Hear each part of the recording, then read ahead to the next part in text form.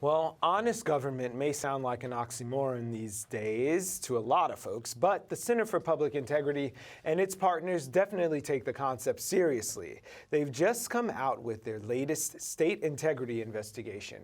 And guess what? The Empire State came in 30th out of 50 states. And that was only good enough for a mark of 61, which is a D-. Plus, we came in dead last for state budgeting and 49th overall in electoral oversight. About a dozen corruption cases concerning state legislative leaders in the past couple of years didn't help our rating, but the flaws go deeper than greed. By the way, we got higher scores for things like internal auditing and civil service management, so it could have been worse. To parse these mixed up marks, let's turn to Erik Engquist, assistant managing editor at Crain's New York business. Easy for me to say. Erik, thank you very much for coming back to BK Live. My pleasure. And for the first time, Matt Krupnick, a reporter with the Center for Public Integrity. Matt, Erik, thank you both very much for being here. Thanks for having me. So Matt, a lot has been made about letter grades. You know, anytime you attach something to it, people get it. So this isn't really a report. It's more of an investigation per se. Right, yeah, I mean, I spent a lot of time looking into New York's laws and its practices, and, you know, I mean, what it comes down to is that nobody in the United States should be proud of their state government. I mean, none of these grades were great, so. Yeah, the highest grade was a C, am I correct? Yeah, I think that was Alaska, yeah. So, I mean, grading on a scale, where does this put New York with their D-? Is there a curve?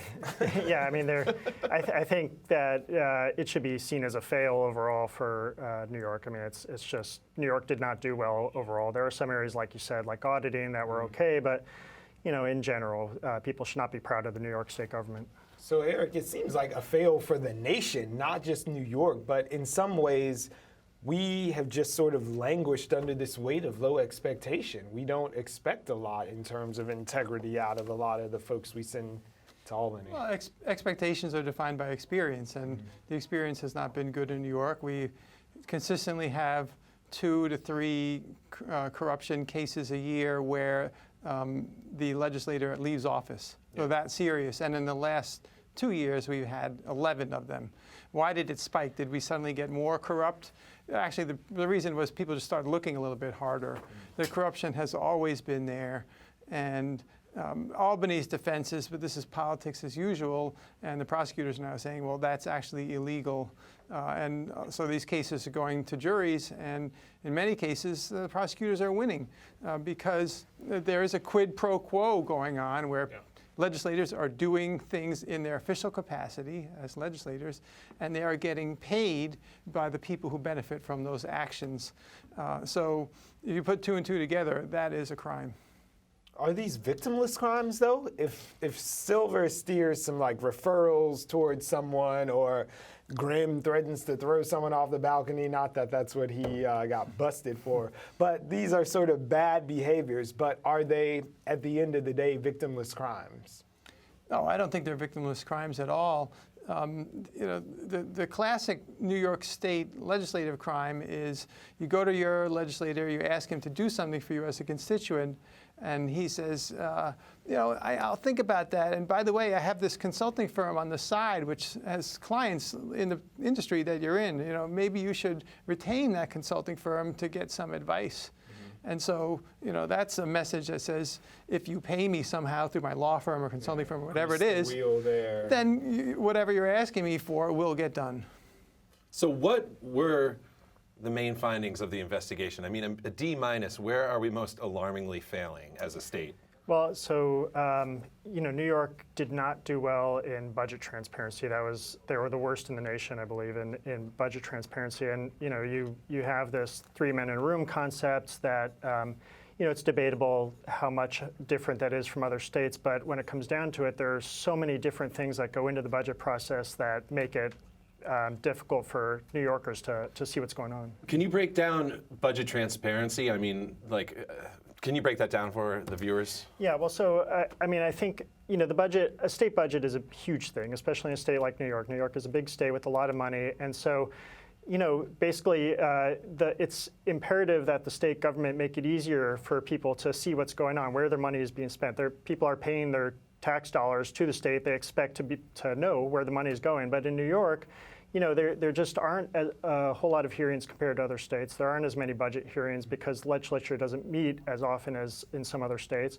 A lot of the big decisions on how money is spent is behind closed doors, the governor and the leaders of the Assembly and the Senate. And then when the budget finally comes out, it's almost impossible to figure out where money is being spent. The governor, before the budget is passed, will put out his budget, and it's sort of like this easy-to-read citizens budget. But then after the budget is passed, there is no such document. And I think that's important for people to know, to not have to know exactly where to dig into the budget. If they want to know how much is being spent on whatever, on healthcare or whatever, they should be able to have a document where it's easy to look that up. And that doesn't exist in. So it seems like that might be an easy fix then. Just make that document and put it out there. I mean, is that something that realistically is going to happen? I think it's something that realistically can happen that would help. I wouldn't want to be in charge of that document. I mean, it's not necessarily the easiest thing to do if you're a layperson, but I think the state government is equipped to do that. Yeah. Well, Erik, you're an assistant managing editor at Crain's. Like, you are more informed than the average bear when it comes to the goings-on of these places. Was there anything in the report that sort of surprised you or that you learned from reading the thing? I was a little surprised that New York scored worse than it did 3 years ago when the report was first done, because there have been several reforms passed. 3 different years, reforms were passed. Were they breathtaking in their scope?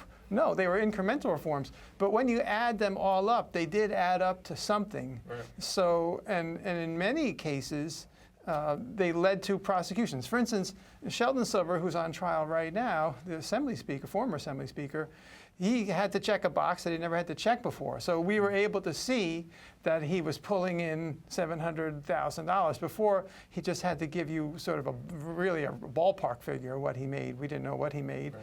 And so prosecutors said, well, wait a second, here's a guy who's not even practicing law. How's he making $700,000 on the side of his legislative salary? And they started snooping around, and they found legal referrals in the millions of dollars, right, over a few years, and then suddenly we have an indictment, and he's out of a job. So these incremental reforms did add up, yet they didn't produce really a better score for New York. I mean, yes, we're still failing in a number of categories, and in terms of how easy it is to fix, well, of course they could fix them all tomorrow if they wanted to. How? But they don't want to fix them, and that's what we're missing.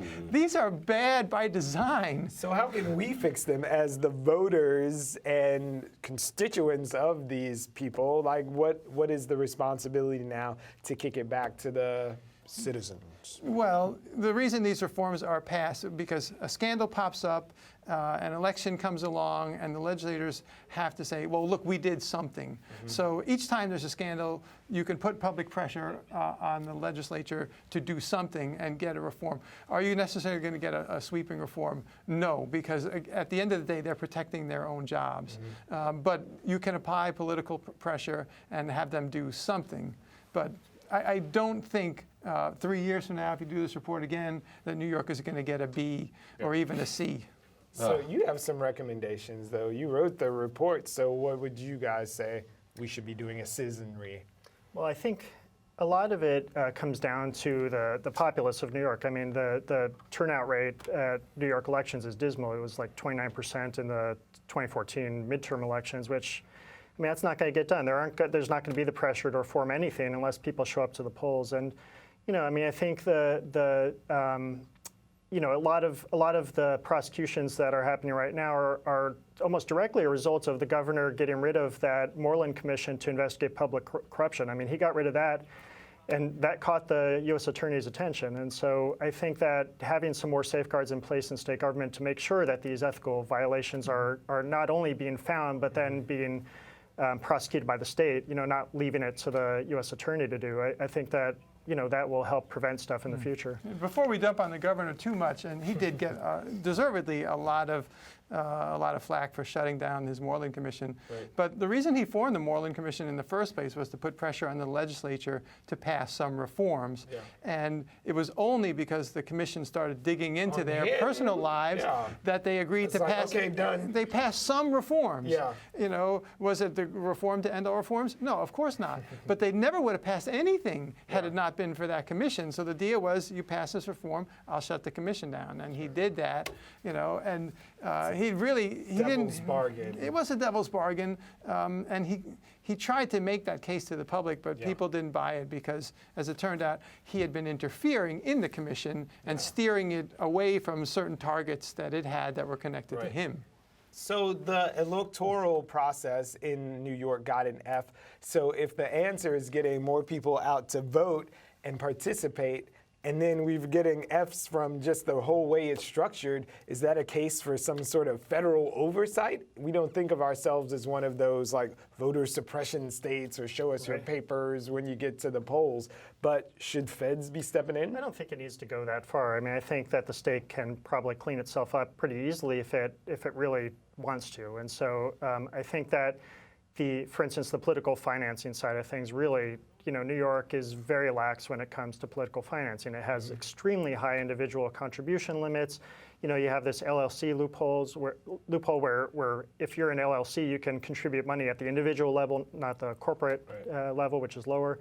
So, I mean, I think there are things that could easily be fixed without leaving it to the feds. Right, just to clear up the LLC thing is, if you own a bunch of buildings, each one is a limited liability corporation. As an individual. And so each one of those LLCs that you have can make the maximum contribution to a candidate. So while you or I might only be able to give a couple $1,000s, the landlord who owns a bunch of them, he can give that contribution dozens of times over, and in fact, some people have done that. It's very Citizens United, so that's how Skella's gotten in trouble, right? With all of these separate accountings. Well, that was part of it, right? A developer named Leonard Litwin and Glenwood used the LLC loophole to give lots of money, but that's not the only way to give lots of money. Actually, you can give unlimited amounts of money to the quote-unquote housekeeping accounts for the Democratic State Party, the Republican State Party. They can divvy up along and then they can take that money and redirect it to certain candidates. And housekeeping was originally, it was called that because it was for housekeeping expenses. But in fact, what they're doing is they are diverting it straight to campaigns. And of course, the donor is not supposed to have any control over that. But a wink and a nod is all it takes to have your contribution to the state party directed to the candidate of your choice. Were there any other maybe like surprising aspects of the investigation as to where New York is failing on a state level? I was surprised at judicial accountability. For instance, there aren't a whole lot of laws that prevent judges from doing certain things. From using state funds for personal expenses, for instance. There's a lot of rules. The chief judge of the state can institute rules, and he or she does that occasionally, but those rules do not have the force of law in general. And so I think that there are some laws that could be implemented there that would really help, and I was surprised, frankly, that those laws didn't exist. Can we bring it down a little and talk about the sort of, I'm going to say Vito Lopez, the permeability of the city-state thing here in New York. He was disgraced and left his chair there, ran unsuccessfully to get on the city council. But the Barons have done a flip-flop with the state and the city council. People are known for going back and forth. So how at risk is New York City's governing body for this kind of corruption, especially when they're asking for a 71% raise today? Well, look, we've had corruption cases in the city council too. I mean, let's not let them off the hook at all. Those tend to involve amounts of money that council members can direct to a specific nonprofit. And so these are called member items. You get a pot of money from the speaker of the council, and then you can send that money to someone in your district or even outside of your district if you want. And lo and behold, some of those nonprofits may employ family members of the council member. At campaign time, many of the staff members from those nonprofits will then work for the campaign, or your nephew may be on. And in some cases, the money was kicked straight back to the council members, and people have been indicted, convicted, gone to prison, and lost their seats over this. The state legislature actually got rid of member items, although there's still some lingering from years ago. But So that was one of the reforms. good thing. That was Yeah. one of the reforms that, a scandal comes along and they get rid of something. So this is like, we're looking at a chart right now. This is what everyone's making in the terms of government and some municipal workers. So the city council members are making $112,500 a year right now. And if they get their way from these reports, it would go up to $192,000, putting them below the mayor, but ahead of the governor in terms of what they're making. But it would get rid of these Lulus. You wouldn't get any money for serving on certain committees. So would that be a good government thing to sort of flatten that landscape and get rid of this little bump for serving on a committee? I don't think that's going to make a huge difference. First of all, I doubt anyone will get the $192,000. We're talking 4 council members have introduced a bill. It may go nowhere. They may get humiliated in the press, and it just goes away. The Lulus are worth $8,000, $10,000. If you're the speaker, maybe you get $15,000, $20,000. So yes, you can make a little more. I think the big difference is most city council members are full-time council members. Yes, they can have outside employment, but it's sort of considered a full-time job, whereas legislators, almost all of them have a second job. And they're getting a $79,500 base salary, which a lot of people feel is too little. Is that why there's more corruption up there, because they're not getting paid the Well, $112,000 we're making? It's not the difference between 79 Not and we're 112. making. Yeah. I'm not making it. It's not that. If make you the paid them 112, $100,000, I think period. there'd be the same amount of corruption, 120,000, same amount of corruption, because they're making $1 million decisions, Yeah. right? So they're sitting there saying, I'm making watching whatever I'm making, millions go by. and I'm making decisions that are going to make millions of dollars for someone else. Billions So, even. Yeah, unless they're billionaires, really, they are going to still be susceptible to the same Monopoly wants money. and needs. And it is amazing how little some of them sell out for. Yeah. I mean, $10,000.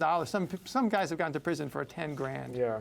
Matt, do you have any final words? Can we expect a D at any point in the future? Like, are we going to improve on this at all?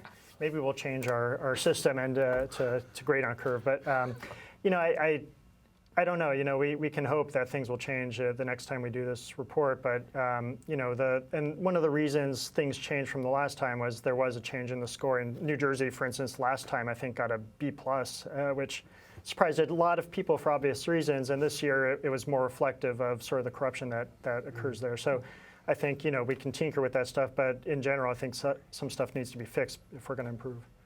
Thanks for joining us today. This is Thanking you enlightening. guys. Please come back and talk to us again.